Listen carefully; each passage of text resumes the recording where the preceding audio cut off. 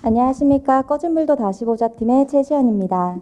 저희 팀은 팀명에서 보시다시피 화재 대응 통합 플랫폼 구축 프로젝트를 진행하였습니다. 저희 목차입니다.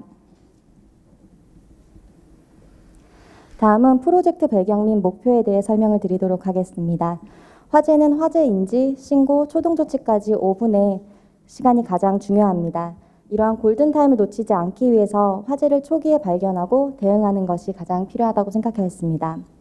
따라서 저희는 건물 정보와 날씨 정보를 이용한 화재 위험도 예측 모델과 딥러닝을 사용하여 화재와 연기 이미지 감지 및 분류하는 화재 이미지 분류 모델을 만들어서 화재 대응 플랫폼을 구축하였습니다.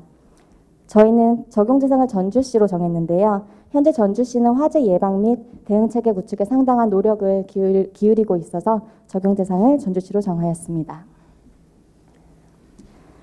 다음은 저희 팀은 다음과 같이 화재 대응을 위해서 화재 위험도 예측과 화재 이미지 분류 예측이 가능한 두 가지 웹 서비스를 구축하였습니다. 여기서 봐드릴까요? 여기. 화재 위험도 예측 모델과 화재 이미지 분류 모델을 적용하였습니다. 첫 번째로 기상청에서 실시간으로 받아오는 기상 정보와 전주시 용도별 건물 정보에 머신러닝을 이용한 화재 위험도 예측 모델을 적용시켜서 예측 결과를 웹에서 법정동 건물별 화재 위험도로 확인이 가능하도록 웹을 구축하였습니다. 두 번째로는 실시간으로 CCTV에서 캡처되는 영상 정보에 딥러닝을 이용한 화재 이미지 분류 예측 모델을 적용시켜서 웹을 통해서 화재 및 연기 감지가 바로바로 실시간으로 될 수 있도록 웹을 구축하였습니다. 또한 추가적으로 온습도 센서를 이용하여 데이터를 DB에 저장을 하여 저장된 데이터와 CCTV에서 캡처된 영상으로 예측 결과를 웹에서 확인할 수 있도록 구현하였습니다. 저희 프로젝트는 파이썬을 기반으로 진행되었으며 사용된 툴은 다음과 같습니다. 꺼진 물도 다시 보자 팀의 팀원입니다. 저희 팀원은 모든 프로젝트에 모두 다 같이 참여하여서 이 프로젝트를 무난히 마칠 수 있었습니다. 다음은 저희 프로젝트에 사용된 데이터입니다. 화재 발생 예측 모델에서는 공공 데이터, 기상청, 컴파스, 그리고 통계청에서 데이터를 가지고 왔고요. 화재 이미지 분류 모델은 여러 웹사이트 및 캐글, 그리고 기타브에서 데이터를 수집하였습니다. 마지막으로 플랫폼 구축은 저희가 공공 데이터와 전주시 데이터 포털, 전주시 교통정보센터 등에서 데이터를 수집하였습니다. 다음은 화재 위험도 예측 모델에 대해 설명을 드리도록 하겠습니다. 데이터 전처리 과정입니다. 2017년도 소방청 화재 발생 주소 정보에서 사용한 데이터 컬럼은 다음과 같습니다. 저희가 추가한 컬럼은 화재 발생 연월일을 화재 발생 연도, 화재 발생 월, 화재 발생 시로 나눠서 컬럼을 추가해 주었고 화재 발생 여부에 Y라는 값을 넣어 컬럼을 추가해 주었습니다. 2014년도에서 2018년도 김해 화재 발생 데이터입니다. 사용한 컬럼은 다음과 같으며 앞에서 추가해준 화재 발생 여부 데이터가 김해 화재 발생 데이터에 있었기 때문에 앞에서 컬럼을 추가해 주었던 것입니다. 대부분의 전처리 과정은 앞서 말씀드린 데이터와 비슷하며 저희 이쪽에서는 행정구역명을 시도, 시군구, 읍면동으로 나누어서 추가해주는 작업을 하였습니다.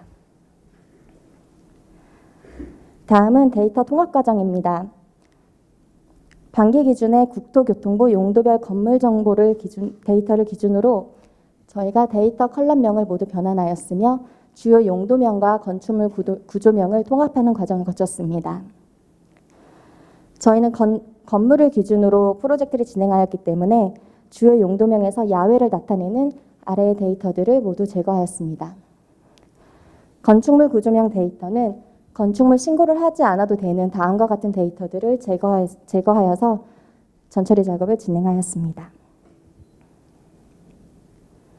다음은 추가된 변수입니다. 2016년도에 부천시 행정 개편으로 인해서 부천시 소사구가 폐지됨에 따라서 부천시로 시도 시군구 정보를 변경하여 처리해 주었습니다. 또한 통계청에서 가져온 데이터 중 행정구역별 인구수를 행정구역별 면적으로 나누어서 행정구역별 인도 밀도를 컬럼을 추가해 주었습니다. 저희가 이제 화재 발생에 있어서 강수량과 풍속 정보도 중요하다고 생각하였는데 데이터에서 강수량, 풍속 정보가 결칙지가 너무 많아서 넣어주는 작업을 하고 싶었지만 한 번에 데이터를 가지고 올 수 있는 방법이 없어서 여러 가지 단계를 거쳐서 가져왔습니다. 첫 번째로 기상청에 있는 관측소의 위도 경도 데이터를 먼저 가지고 왔고요. 그 다음에 기상청 동네예보 데이터에서 시도 시군구의 위도 경도 데이터를 가지고 왔습니다. 위에 두 데이터에서 가지고 온 위도 경도로 거리를 계산하여서 각 시도 시군구별 최단거리 관측소 지점 데이터를 새로 생성하였습니다.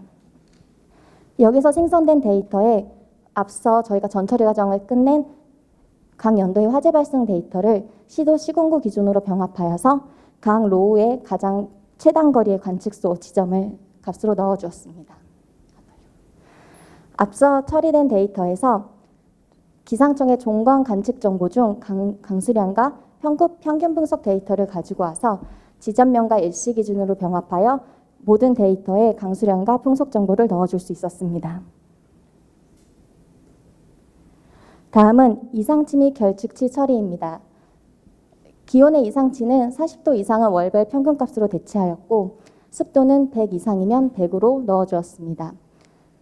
기온과 습도의 결측치의 경우에는 계절의 영향을 많이 받는다고 생각하여 월별 평균값으로 대체하였습니다.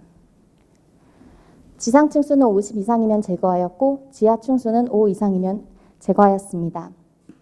지상 층수와 지하 층수의 결측치 같은 경우에는 지역에 따라서 건물의 특성이 다르다고 생각하여 각 읍면동 시군구의 중앙값으로 대체해 주었습니다.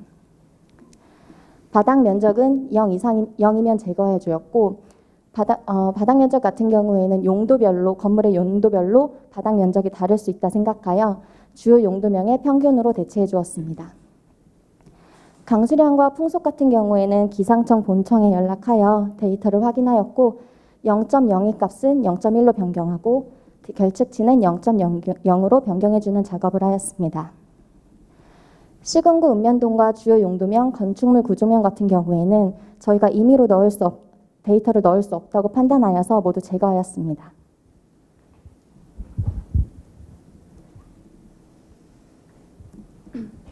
다음은 데이터 시각화 결과입니다.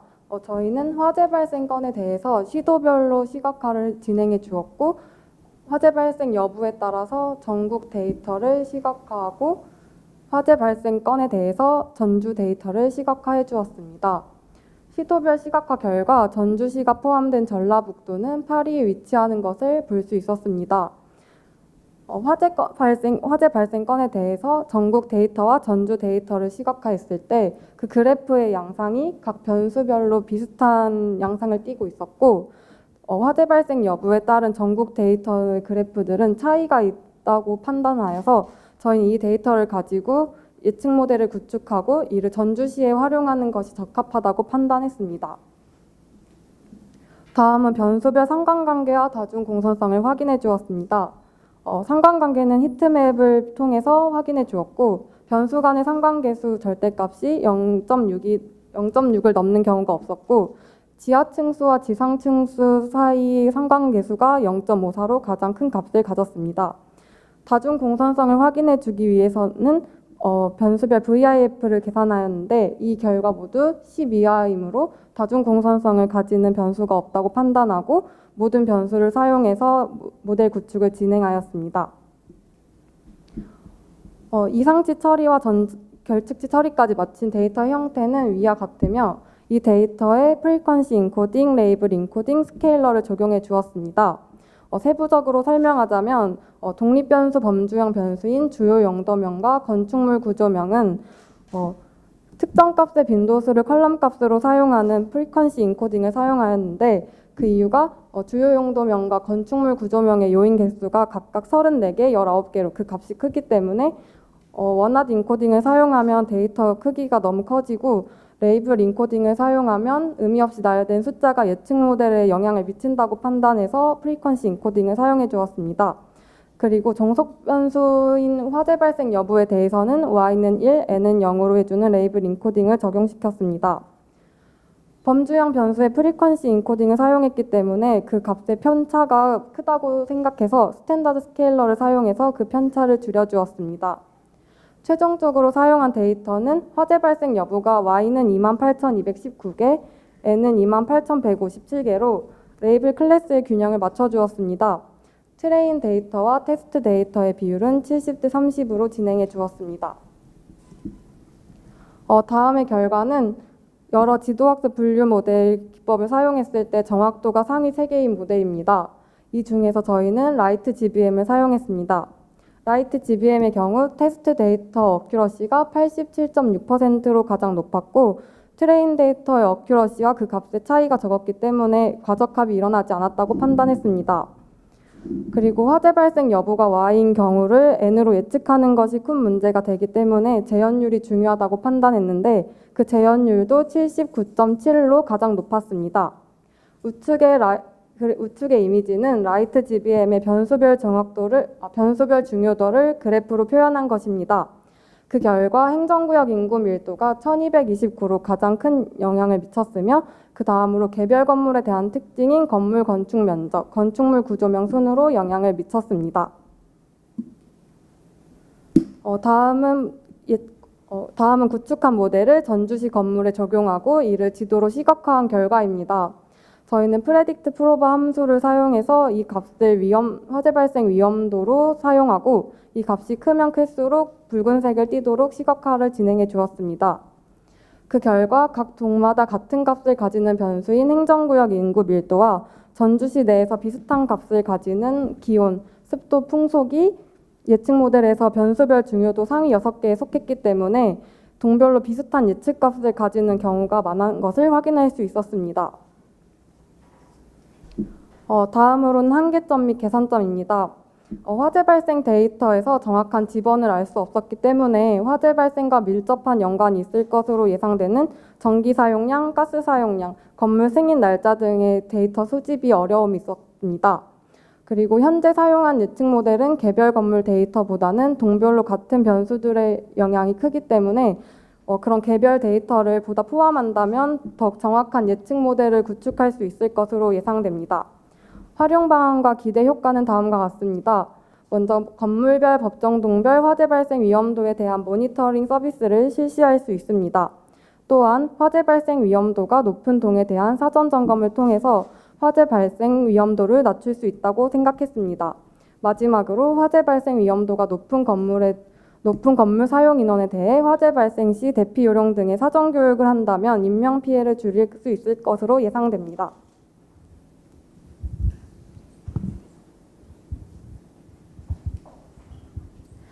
다음은 화재 이미지 분류 모델에 대해서 설명을 해드리겠습니다. 이미지 분석을 통해서 화재 연기 그 외를 분류하여서 화재 이미지 분류 예측 모델을 만들었고 실시간 CCTV 영상에서 가져온 이미지에 해당 모델을 적용하여서 화재 발생 시 신속하게 화재와 화재 연기를 판별하고자 하였습니다. 이미지 분류 기준은 파이어와 non-fire 그리고 스모크로 3가지로 분류를 하였고 파이어 같은 경우는 불이거나 이제 불과 연기가 같이 있는 경우, 그 다음에 non-fire 같은 경우에는 파이어와 스모크가 아닌 기타의 정상적인 이미지를 분류하였고, 스모크 같은 경우에는 화재 연기의 경우만 분류하고 그 외의 공장이나 굴뚝, 배기가스 등의 연기는 non-fire로 분류를 하였습니다. 사용된 이미지의 수는 총 7,650개로 파이어와 non-fire, 스모크에 대한 데이터 비율을 동일하게 적용을 하였습니다. 트레인과 테스트셋의 데이터 비율은 80대 20으로 지정을 하였고 다시 트레인을 밸리데이션과 같이 80대 20으로 나누어서 진행을 하였습니다. 사용된 기법은 CNN 기법이고 사용된 옵티마이저로는 RMS 프로, 아담과 나담을 사용을 하였습니다. CNN 기법을 간단하게 설명을 해드리자면 원본 이미지에 합성곱 계층, 그 다음에 플린 계층, 플립 커넥티드 단계를 적용을 하여서 이미지의 필터링 기법과 입력 이미지를 작은 구역으로 나누어 부분적인 특징을 인식하고 이것을 결합하여 전체를 인식하면서 학습을 하는 이미지 기법이라고 할 수가 있습니다. 다음은 세 가지의 옵티마이저를 이용해서 로스와 어큐러시에 대한 시각화를 보여주고 있습니다. 그래프의 모양으로 봤었을 때 세 가지 옵티마이저 모두 대동소이함을 알 수가 있습니다. 그 중에서 나담이 그나마 로스와 어큐러시에 대해서 좀 더 폭이 적고 안정적인 것을 확인할 수가 있었습니다. 그런데 눈으로 보기에는 그렇게 크게 차이가 나지 않아서 좀 더 정확하게 알기 위해서 각각 어큐러시에 대한 비교를 하고자 하였습니다. 모델 2 같은 경우에는 F폭을 150으로 학습을 하였을 때 가장 밸리데이션 어큐러시가 가장 높은 모델을 선정을 하였고, 모델 1 같은 경우에는 트레인의 어큐러시와 그 다음에 밸리데이션 어큐러시의 차이가 가장 적으면서 밸리데이션 어큐러시가 높은 모델을 선정을 하였습니다. 그래서 위에서 추린 최적 성능 모델 후보군들을 통해서 다시 테스트 셋을 돌려봤었을 때 모델 예측 정확도가 98%로 나와서 해당 모델로 최종 선정을 하였습니다. 이미지 분석에서 데이터셋에 저희가 크기가 작다고 생각이 되었었기 때문에 K-폴더를 이용해서 데이터의 교차 검증을 실행을 하였습니다. 그래서 트레인과 테스트의 비율을 80대 20으로 하고 데이터셋을 바꿔가면서 총 5회를 실행을 하였을 때 교차 검증의 평균은 94%로 나옴을 알 수가 있습니다. 따라서 최종의 옵티마이저는 나담으로 했었을 때 모델의 예측 정확도가 98%고 그 다음에 K-폴더를 이용한 데이터 검증을 하였을 때 5회 실행 평균 정확도가 94%로 나와서 해당 예측 모델의 예측도가 충분히 높고 그 다음에 모델에 대한 신뢰성을 보인다고 생각을 하였습니다. 다음은 혼동행렬을 이용하여 데이터 검증을 한 결과입니다. 대각선의 크기와 봤었을 때 짙은 색으로 표시가 되어 있고 나머지 부분들에 대해서 옅은 색으로 표시가 되어 있는 것으로 보아 오차가 생각보다 적고 학습이 잘 되었음을 알 수가 있었습니다. 다만 여기에서 스모크에서 넌파이어로 인식한 경우들이 있었는데 이런 경우들은 제가 그 넌파이어의 굴뚝 연기라던가 해당 좀 비슷한 연기들 때문에 혼동행렬이 조금 일어났음을 알 수가 있었습니다. 다음은 예측 모델 판별 영역을 적용된 부분에 대한 이미지에 대한 시각화입니다. 예측 모델에 적용된 부분을 표시해주고 그 외 부분은 마스킹 처리를 해주어서 원본과 비교했을 때 예측 모델이 적합하게 인식되었음을 확인을 할 수가 있었습니다. 다음은 한계점 및 개선점입니다. 태그나 글씨 등의 이미지 노이즈들이 너무 많았고 그 다음에 저품질 영상 제외로 인해서 분석에 필요한 이미지 수의 감소가 있었습니다.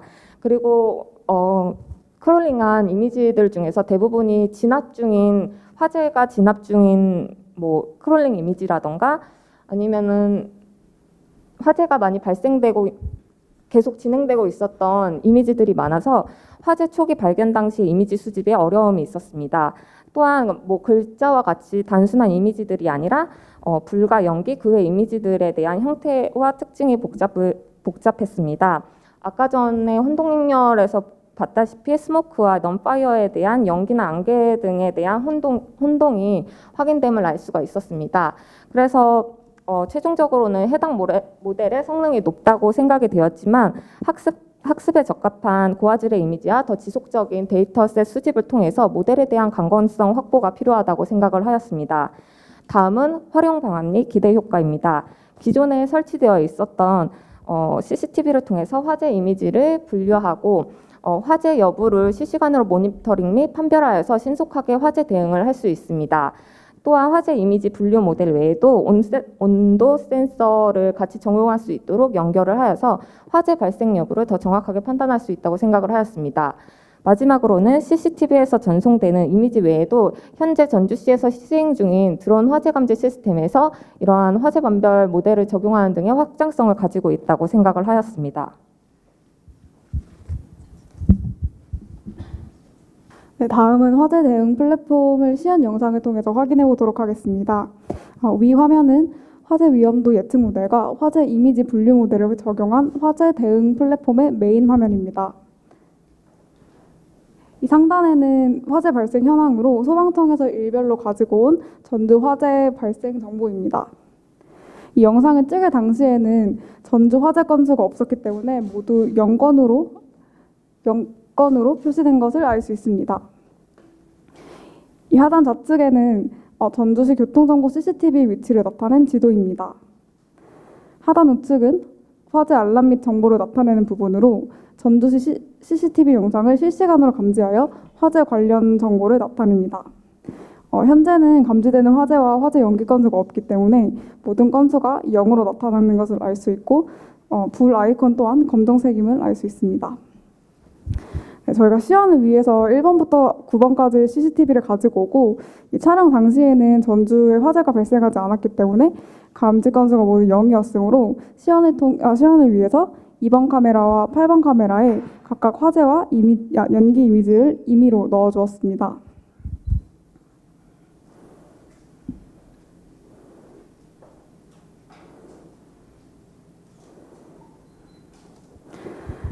캡처된 이미지가 CCTV 번호와 CCTV 위치명으로 파일에 저장되고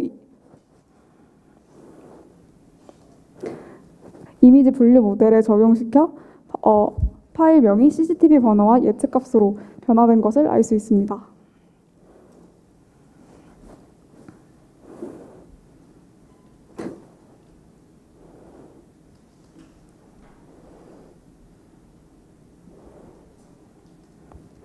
예측 과정이 완료된 후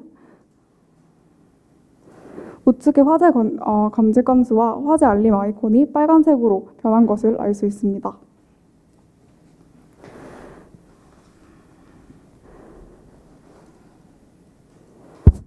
좌측 지도의 카메라 아이콘을 클릭하면 우측 CCTV 상세 정보란에 해당 CCTV 정보로 바꿔지는 것을 확인할 수 있습니다.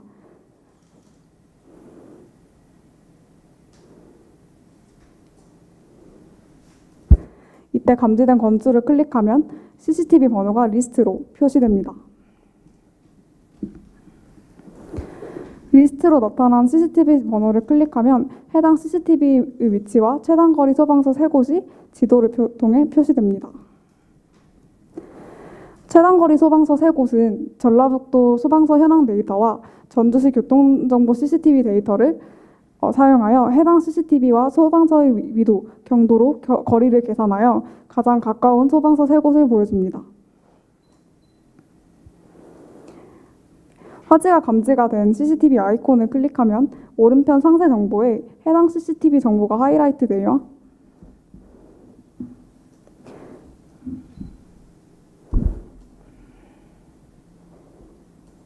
마찬가지로 최단거리 소방서 3곳도 클릭할 시 하이라이터로 표시됩니다.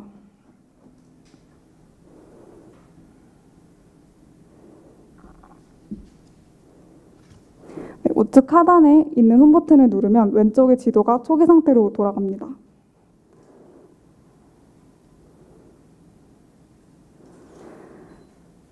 좌측 메뉴의 화재 위험도 예측 모델을 클릭했을 시 동별 화재 위험도가 지도에 표시되며 위험도가 높을수록 붉게 표시됩니다. 각 동에 마우스를 갖다 대면 지도 우측 상단에 동 이름과 화재 위험도가 표시되는 것을 알 수 있습니다.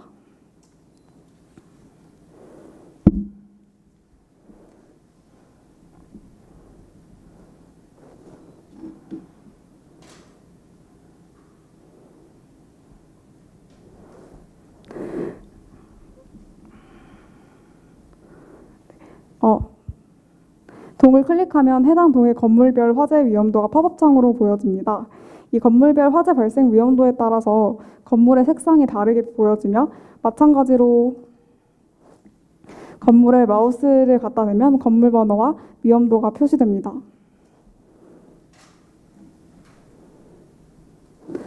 이때 건물을 클릭 시 우측 해당 건물의 정보가 나타납니다.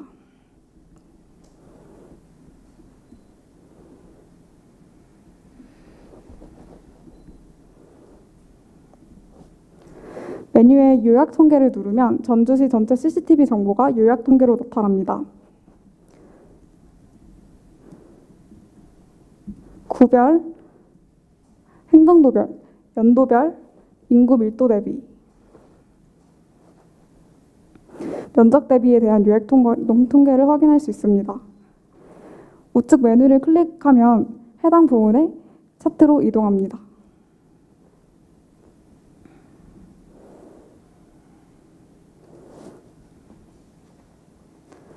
지금까지는 화재 발생 여부를 이미지로만 판단하였다면 센서에서는 이미지와 더불어 온습도 센서에서 받아온 온도 정보를 예측에 사용하였습니다. 현재는 온도가 25도 이상일 경우 화재로 인식하도록 설정해 두어 이미지에 대한 예측값이 파이어고 온도 데이터가 25도 이상일 경우에만 파이어로 예측됩니다. 현재 이미지에서는 화재 이미지이지만 온도가 25도 미만이기 때문에 예측값이 넌파이어로 보여집니다. 네, 발표 조금씩 마무리해 주세요. 온도가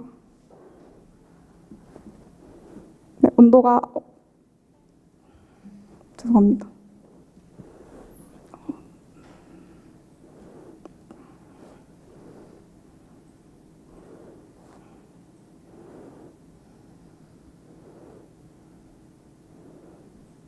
네, 온도가 보여지는 것과 같이 온도가 25도 이상인 조건에 만족하므로 예측값이 파이어로 나오는 것을 알 수 있습니다. 네, 이상 꺼진 불도 다시 보자 팀의 발표를 마치도록 하겠습니다. 감사합니다.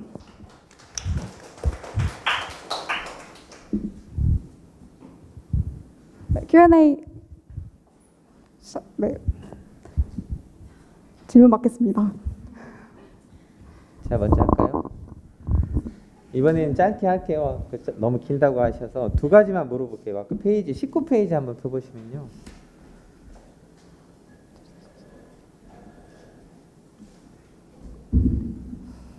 거기 그 숫자가 87.6이 어디서 나왔어요?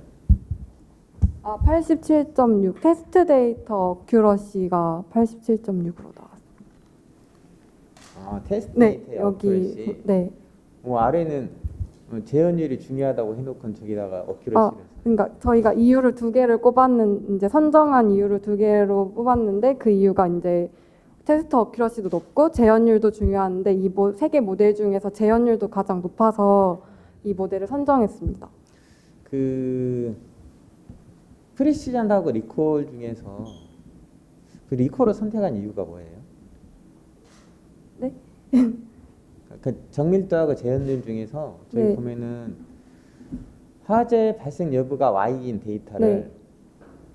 발생 안 함으로 예측하는 것이 큰 문제가 되는 것이므로 재현율이 중요하다. 그거를 중요하다고 생각한 이유는 화재가 발생하면 꺼야 되는데 화재 발생을 했는데 화재가 발생하지 않았다고 하면 이미 불은 화재가 났기 때문에 문제가 되는데 화재가 발생하지 않은 경우에 화재가 발생했다고 예측하면 5인 출동이긴 하지만 그게 피해를 입히는 건 아니기 때문에 재현율이 중요하다고 판단했습니다. 네, 맞아요. 잘 보셨는데 근데 저기 보면은 정밀도 재현율이 굉장히 높게 나왔어요. F1 스코어도 굉장히 높게 나왔고 네.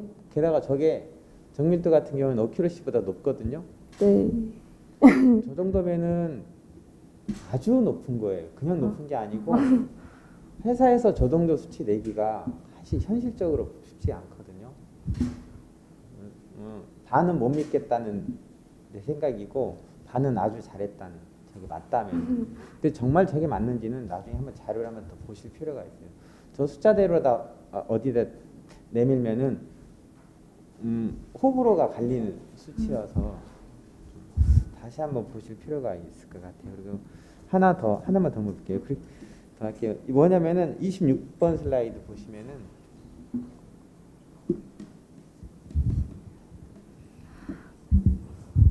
이것도 이제 그 이미지 가지고 그 화재가 발생했다 안 했다를 하는 건 되게 좋아요. 근데 저거 할 때는 단순히 이게 어큐러시만 중요한 게 아니고 지금 보면은 예측 모델의 영역이 있고 원본에 화재가 발생한 영역이 있잖아요. 네네. 그러니까 두 개의 영역을 가지고 인터섹션 오버 유니온이라는 값을 계산해야 돼요. 그래서 그 값이 보통 50% 이상인 경우에만 어큐러시로 판단하거든요. 네. 그렇다면은 오른쪽 하단에 있는 거는 그 구루 즉 연기에 비해서 그 다른 영역을 훨씬 더 많이 잡았잖아요. 아, 네네. IOU 값이 50%가 안 되기 때문에 쟤는 어큐러시로 넣으면 안 돼요. 원래대로라니까. 나중에 IOU 값을 한번 찾아서 보세요. 이미지 가지고 분석할 때는 그걸 기반으로 해서 어큐러시를 실행하는 거. 아, 네네. 그 부분은 제가 생각을 하지 못했던 부분인데 그 부분을 확인을 해서 한번 다시 검증을 해보겠습니다. 저는 이렇게 말하겠습니다. 다른 대표님들 정말. 제가 궁금한 건데요. 화재 위험도 데이터인데요. 보통 화재가 발생한 데이터들을 수집했을 것 같아요. 근데 반대로 기후 화재 같은 경우에 수집할 관심이 아니거든요. 그러니까 그 데이터가 있다는 게 저는 희한하거든요. 그래서 저희도 그 화재를 발생하지 않았을 때 데이터가 문제가 된다고 생각을 하긴 했는데 그 찾아보니까 김해시에서 주관한 공모전 중에 화재 발생 예측을 위해서 그렇게 데이터를 만들어 놨더라고요. 그래서 저희는 이제 화재가 발생하지 않은 데이터는 거기 데이터를 사용해서 이제 예측을 진행했습니다. 그리고 이 장비에서요. 지금 우측에 있는 영역 구하는 것도 별도의 모델의 기법이 필요할 것 같은데요. 어떤 기법을 사용하나요? 이 이미지 라임 그 패키지 사용해가지고 네. 라임 써가지고 라인? 네. 그 어디 예측했는지 해주는 함수가 있더라고요. 그래서 최소한 이런 거 보여줄 때는 어느 걸 써서 이렇게 보였다라는 게 없이 그냥 사실 이거만 보이면 그냥 사람이 손으로 그려가지고 여기다 잠겨 놓는다 라고도 생각될 수 있거든요. 그리고 또 한 가지 또 질문은 그러니까 결국에는 데이터 분석을 하는 거는 어쨌든 의뢰자 요청을 받아서 의뢰를 하고 그리고 분석한 결과를 가지고 비즈니스 어떻게 활용을 하고 싶어서 의뢰하는 거거든요. 그래서 제가 의뢰자라면 어떤 결론을 제안할 수 있습니다. 결론이 아니라 어떤 제안을 할 수 있습니다. 이렇게 분석해서 이렇게 결과가 나왔다. 그래서 그 다음 그래서 저희가 이런 결과를 가지고 화재 대응 플랫폼을 만들어서 해당 모델을 실시간 모델을 적용한 이미지 분석 예측이랑 그 다음에 화재 위험도 예측을 적용을 해서 실시간으로 모니터링을 해서 화재 위험도를 평소에 관리할 수 있고 그 다음에 실시간으로 화재를 신속하게 판별해서 그 골든 타임을 지킬 수 있도록 그런 것들을 도와줄 수 있도록 모니터링을 하는 것을 저희가 좀 중점적으로 생각을 해서 제공을 하였습니다. 영상 데이터에 대해서 화재 발생 경우 탐지하는 거는 설득이 되는 것 같아요. 그런데 위험도에 영향을 끼치는 변수를 보면요. 건물 층수라든지 면적이라든지 이거는 안 변하거든요. 그렇다면 변하는 건 온도 습도밖에 없는데 저희도 원래 그래서 전기 사용량이랑 가스 사용량 등 그런 더 좀 중요하다고 생각하는 변수를 넣고 싶었는데 저희가 가지고 있는 데이터에는 집원 주소가 없어서 이제 그 데이터를 그래서 이제 그 API를 통해서 긁어오는 것도 안 됐고 따로 요청을 소방청이나 이런 데다 요청도 드려봤는데 그건 제공해 줄 수가 없다고 해서 현실적인 그 제안을 물어본 게 아니라 네. 제가 소방서의 관계자예요. 그래서 이 분석한 결과를 제가 활용하고 싶어요. 그러니까 그 제안을 물어보는 그거 어떻게 사용하지? 특히 위험도를. 그래서 지금 수고하셨습니다라고 박수 치는 것도 되지만 이제 그걸 좀 어떻게 활용할지가 제가 그게 궁금합니다. 사실 그래서 지금의 구축한 모델 화재 위험도 모델로는 실제로 적용하는 거는 조금 의미가 없다고 판단되긴 하는데 실제 소방청에서 이 분석을 한다면 집원 주소도 알 수 있고 하기 때문에 그런 개별 데이터를 더 알 수 있다고 생각하거든요. 그래서 이제 그 데이터를 더 포함해서 다시 똑같은 이제 방식으로 진행을 한다면 충분히 설득력 있는 플랫폼이 될 수 있다고 생각합니다.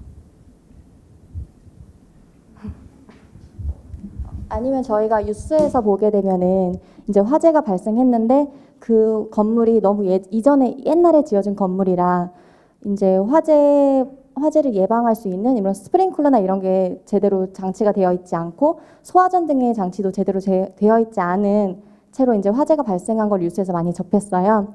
그래서 저희가 만약에 더 많은 데이터를 소방청에서 이제 건물 지어진 승인 연도라든지 이런 거를 다 데이터를 수집할 수가 있다면 그 만약에 소방에 관련된 시설들이 구축되지 않은 그런 지역들은 건물들이 위험도로 표시가 될 거고, 그 지역을 중심으로 이제 시설을 점검하는 걸로 진행을 할 수 있을 것 같습니다.